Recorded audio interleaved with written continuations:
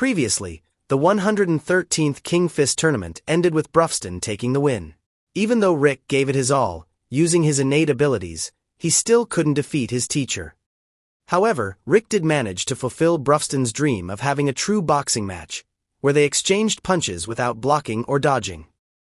With the Boxing King belts in hand, the Orichalcum Fist team managed to secure 2 of the 6 gems they were after.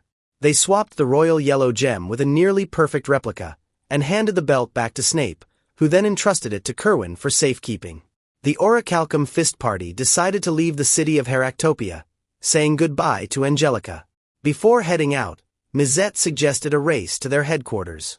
If Rick won, he'd get a vacation at the hot springs with Rionette. But if he lost, his training would be increased by 100-fold. With the beautiful evening sun as their companion, the Orichalcum Fist party raced back to headquarters, their journey nearing its final chapter. Elsewhere, Kerwin was jogging around the city when he accidentally encountered 3 royal knights. His attention was immediately drawn to the knight in black armor. Kerwin felt a dangerous aura emanating from this figure, more terrifying than Brufston, as if he were a monster of a different level. However, Kerwin didn't know their purpose or the identity of this powerful knight. Unexpectedly, Angelica decided to secretly follow the Orichalcum Fist party on their 2,800 kilometers race. Utterly exhausted, but she had completed the journey in 7 days. She was amazed by the sight of the grand, castle-like headquarters. Rick gave Angelica a tour of the castle before asking why she wanted to come. Angelica explained that she wanted to learn how to train herself to be as strong as Rick, like when she saw him fight GIs. Hearing this, Rick panicked and warned Angelica to stop before it was too late, as the training was far more intense and dangerous than anything he'd ever put her through. But Angelica remained determined, not wanting to waste the opportunity to become stronger. Suddenly, Brufston appeared and immediately dragged Angelica into training without giving her any time to rest. Angelica was subjected to extreme exercises, where she had to save herself from monsters while carrying 150 kilograms of weights on her arms and legs. Angelica soon realized the horrors Rick had warned her about. When she failed to save herself and died, Brufston revived her. Depressed and frustrated after experiencing death repeatedly, Angelica apologized to Rick for having criticized him before the final match, acting as if she knew everything. Soon after, Alice arrived and invited Angelica to join her for some fun.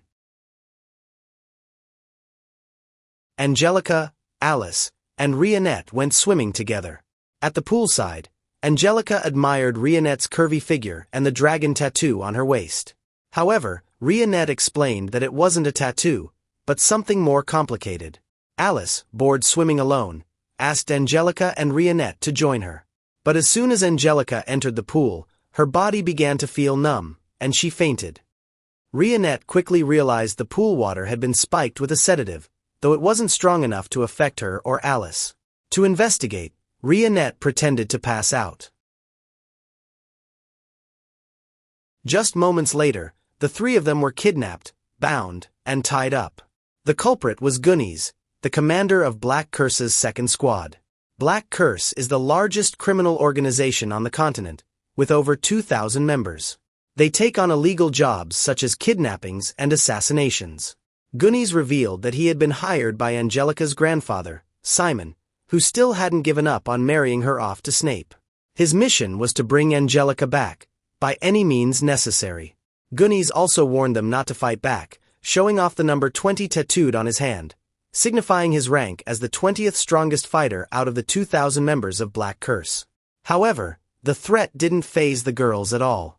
They easily escaped and defeated Goonies with a single strike. Afterward, they returned to the Orichalcum Fist headquarters as if nothing had happened.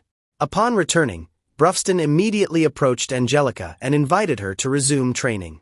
As before, Angelica died and was revived by Brufston's magic. While at the headquarters, she enjoyed a pleasant routine filled with barbecues, hot springs, and spending time with the girls.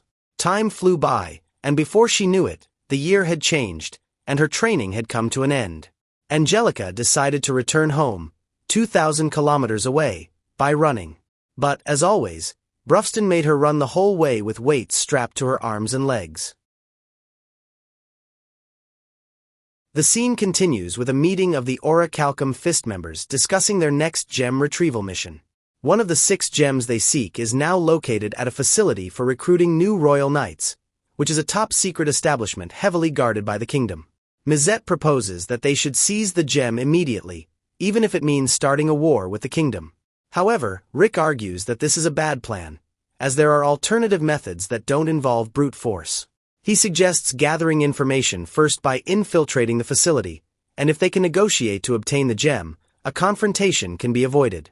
Rionette agrees and proposes that they disguise themselves as students to sneak in. Brufston then suggests seeking help from Mia Aliciate Restroa, a Marchioness and feudal lord in the Restroa region. The scene shifts to Mia, who appears cheerful, thinking that the day will be peaceful. However, her tranquility is disrupted when her servant suddenly warns her that 3 members of the Orichalcum Fist wish to see her. The news terrifies Mia.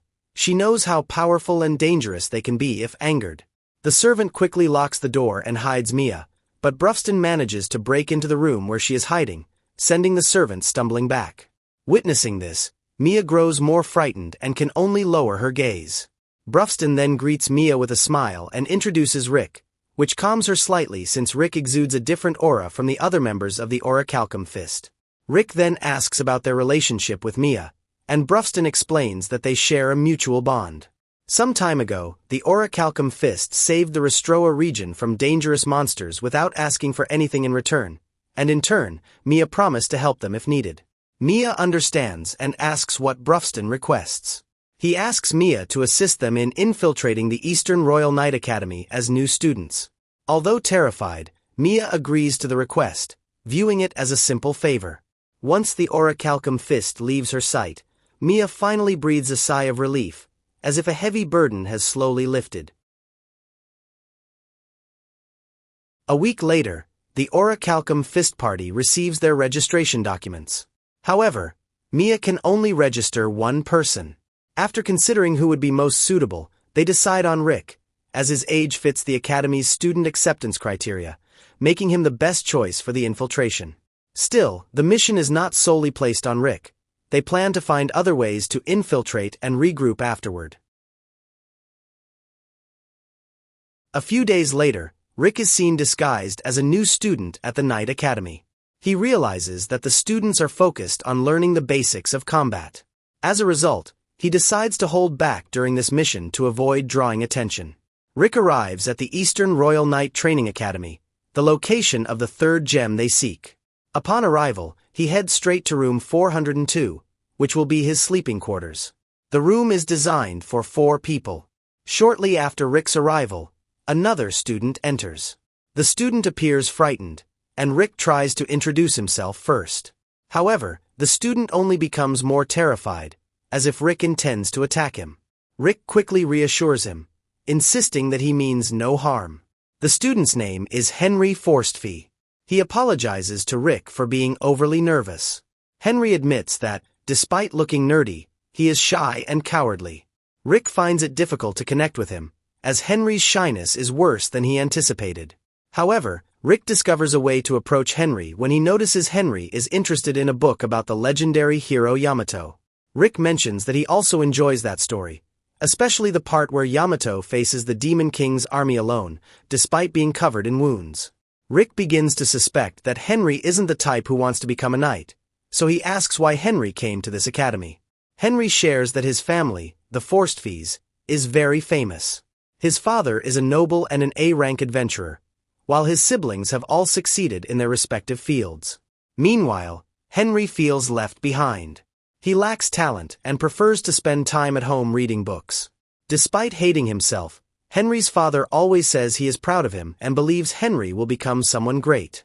Henry once thought his father was just saying that out of affection, but his father's confident gaze made Henry determined not to disappoint that hope.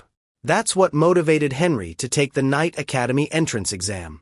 He managed to achieve the highest score on the written test, even though his practical exam went poorly. Henry asks Rick why he registered at his age, but suddenly another student appears, Guile Koblenz, the second son of the Koblenz barony. Upon seeing Guile, Henry instantly shrinks back in fear. Although Guile usually ignores nerdy students like Henry, he tries to befriend him since they are roommates. Shortly after, a fourth student enters. Rick is impressed by his good looks, but the student immediately rejects interaction, stating that they are only placed in the same room, so there is no point in building a relationship. Nonetheless, Rick wants to get to know him better, believing they will need to communicate at some point. Finally, the arrogant student introduces himself as Ark Gervais. Guile introduces himself and tries to talk to Ark. However, Ark ignores him, which frustrates Guile.